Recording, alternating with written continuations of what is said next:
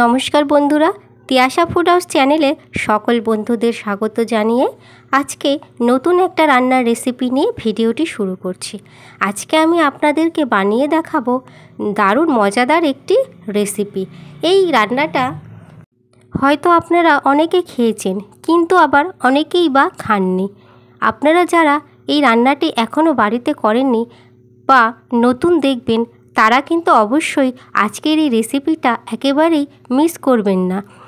আপনারা কিন্তু ভিডিওটি স্কিপ না করে পুরো ভিডিওটি দেখতে থাকবেন, তাহলেই বুঝতে পারবেন আজকের রেসিপিটা কত সুন্দর।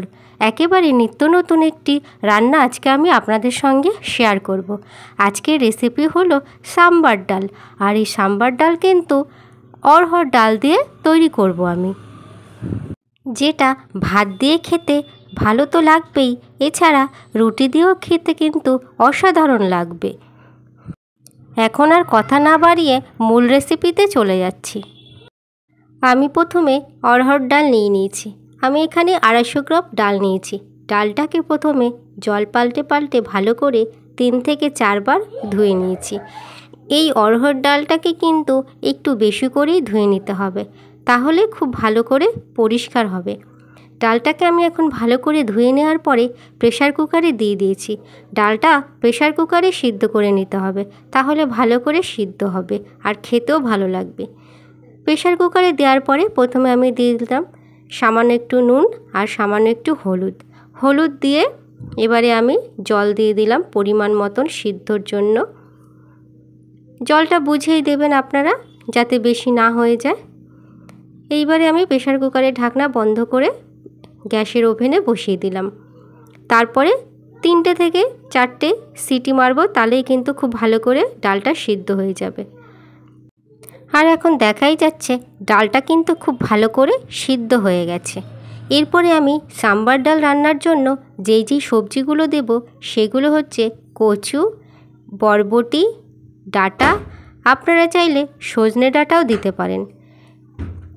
এরপরে দিয়েছি মিষ্টি আলু, কেটে নিয়েছি গাজর, আর নিয়েছি বেগুন, পেঁপে, কুমড়ো, ঝিঙে। এছাড়া আপনাদের যেই সবজি খেতে ভালো লাগে আপনারা সেই সবজি দিতে পারেন। এরপরে আমি কড়াইতে দিয়ে দিলাম রিফাইন তেল। তেলের মধ্যে ফোড়ন দিলাম কালো সর্ষে, আর দিয়ে দিচ্ছি মেথি। এই রান্নাটায় কিন্তু সর্ষে ফোড়ন দিলেই কিন্তু ভালো লাগে। এরপরে দিয়ে দিলাম 2টো শুকনো লঙ্কা চিড়ে দিয়েছি। এরপরে দেব কারি পাতা। এই রান্নাটায় দক্ষিণ ভারতের, সেই জন্য সর্ষে আর কারি পাতা ফোড়ন দিতে হবে। তারপরে ফোড়নটা যখন ভাজা হয়ে যাবে এর মধ্যে দিয়ে দিলাম 1 চামচ হিং। হিংটা আপনারা স্কিপও করে যেতে পারেন। তারপরে দিয়ে দিয়েছি কুচনো পেঁয়াজ। একটা আমি বড় পেঁয়াজ কুচিয়ে রেখেছি, সেই পেঁয়াজটা দিয়ে এখন আমি ভেজে নেব পেঁয়াজটাকে। পেঁয়াজটা তেলের মধ্যে দিয়ে একদম লালচে লালচে করে ভেজে নিতে হবে। প্রথমে ফোড়নের মধ্যে কিছুক্ষণ নেড়ে চেড়ে ভেজে নিলাম। তারপরে আমি এর মধ্যে দিয়ে দেব টমেটো। আমি এখানে 2টো মাঝারি সাইজের টমেটো কেটে নিয়েছি। সেই টমেটোগুলোকে এখন দিয়ে পেঁয়াজের সঙ্গে খুব ভালো করে টমেটোটাকে কষিয়ে নেব। টমেটো আর পেঁয়াজ একসঙ্গে কয়েক সেকেন্ড ধরে আমি কষিয়ে নেব। সামান্য একটু আমি নুন দিয়ে দিচ্ছি, যাতে টমেটো আর পেঁয়াজটা খুব ভালোভাবে মজে যায় আর সিদ্ধ হয়ে যায়। খুব ভালো করে সিদ্ধ হয়ে গেছে কিন্তু টমেটো আর পেঁয়াজ। এরপরে আমি এর মধ্যে দিয়ে দেব কেটে রাখা সব সবজিগুলোকে এক এক করে দিয়ে দিতে হবে, আর সব সবজিগুলোকে খুব ভালো করে প্রথমে ভেজে নেব। প্রথমে দিয়ে দিলাম কুমড়ো, তারপরে দিয়ে দিচ্ছি বেগুন, এরপরে দিলাম বরবটি, তারপরে দিলাম কচু, দিয়ে দিচ্ছি ডাঁটা, এইবারে আমি দিচ্ছি গাজর, দিয়ে দিলাম পেঁপে, দিয়ে দিচ্ছি মিষ্টি আলু, ঝিঙে। সব সবজিগুলো দিয়ে এখন আমি রান্না করে নেব। 2 থেকে 3 মিনিট কিন্তু এইভাবে নেড়েচেড়ে ভালো করে সবজিগুলোকে ভেজে নিতে হবে, এতে সবজিগুলো ভালোভাবে সিদ্ধ হয়ে যাবে। সামান্য একটু নুন দিয়ে দিচ্ছি, সবজিগুলো যাতে ভালো করে মজে যায়। এরপরে দিয়ে দিলাম হলুদ, তারপর আমি দিয়ে দিচ্ছি সাম্বার মশলা। আর এই সাম্বার মশলাটা দেওয়ায় কিন্তু ডালটা খুব সুন্দর হবে আর গন্ধটাও খুব ভালো লাগবে আর খেতেও দারুণ হবে। এরপরে দিলাম 1 চামচ কাশ্মীরি লঙ্কার গুঁড়ো, তারপরে দিলাম পরিমাণ মতো নুন। নুন যেহেতু আগে অল্প একটু দেওয়া আছে সেই আন্দাজ মতনই আবার নুন দিয়ে দিলাম। এবারে সব মশলা দিয়ে সবজিগুলোকে খুব ভালো করে কষিয়ে নেব। একটু বেশি টাইম ধরে কষাবো, প্রায় 1 থেকে 2 মিনিট ধরে কষিয়ে নেব, তাহলে সবজিগুলো ভালোভাবে সিদ্ধ হয়ে যাবে আর এই সবজি থেকে তেলও ঝরে যাবে। এরপরে আমি দিয়ে দিলাম পরিমাণ মতন জল। জলের পরিমাণটা একটু বেশি দেব, সবজিগুলো সিদ্ধ হবে আর তাতে জলটাও বেশি লাগবে, তাই জলের পরিমাণটা বেশি দিয়ে দিচ্ছি। জল দেওয়ার পরে সবজিগুলোকে খুব ভালো করে নেড়ে চেড়ে দিচ্ছি।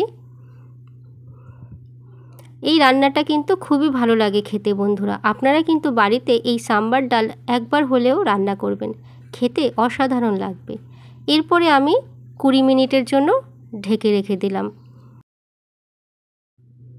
20 মিনিট পর আমি ঢাকনা সরিয়ে দেখে নেব যে সব সবজিগুলো কতটা সিদ্ধ হলো। সবজিগুলো কিন্তু দেখেই বোঝা যাচ্ছে মোটামুটি সিদ্ধ হয়ে গেছে।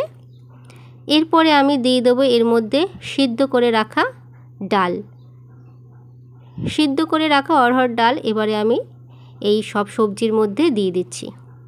এইভাবেই কিন্তু সাম্বার ডালটা রান্না করতে হবে, তাহলেই খুব ভালো লাগবে খেতে।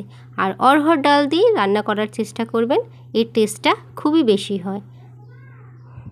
এরপরে আমি দিয়ে দেবো চিনি। চিনি দিলে টেস্টের ব্যালেন্সটা ঠিক হবে আর খেতেও ভালো লাগবে। আর সবশেষে দিয়ে দেবো তেঁতুল। এই সাম্বার ডালের আসল একটা উপকরণ সেটা হচ্ছে তেঁতুল। তেঁতুল না দিলে কিন্তু রান্নার স্বাদটা অপূর্ণ থেকে যায়। তেঁতুলটা গুলিয়ে আমি তেঁতুল গোলা জলটা এই ডালের মধ্যে দিয়ে দিলাম। তেঁতুল দেওয়ার পরে কিন্তু রান্নার ফ্লেভারটা খুবই সুন্দর বেরোচ্ছে। আপনারা কিন্তু বাড়িতে করলে অবশ্যই বুঝতে পারবেন। আর তেঁতুল গোলা জলটা কিন্তু অবশ্যই দিতে হবে এই রান্নার, তাহলেই কিন্তু রান্নাটা কমপ্লিট হবে। রান্নাটা মোটামুটি হয়ে গেছে, দেখতেই পাচ্ছেন বন্ধুরা। আর আমার এই আজকের রেসিপিটা যদি আপনাদের ভালো লেগে থাকে লাইক করতে কিন্তু একদমই ভুলবেন না। এছাড়া কেমন লেগেছে সেই বিষয়ে কমেন্ট করেও জানিয়ে দেবেন। বন্ধুদের সাথে রেসিপিটা শেয়ারও করে দেবেন। পরবর্তী এই ধরনের আরও নতুন নতুন রেসিপি পাওয়ার জন্য চ্যানেলটিকে সাবস্ক্রাইব করবেন আর পাশে থাকা বেল অপশনে ক্লিক করে দেবেন, যাতে পরবর্তী রান্নার নোটিফিকেশান আপনার ফোনে প্রথমেই পৌঁছে যায়। আর আপনারা অবশ্যই ভালো থাকবেন, সুস্থ থাকবেন। এছাড়া পুরো ভিডিওটি দেখার জন্য অসংখ্য ধন্যবাদ।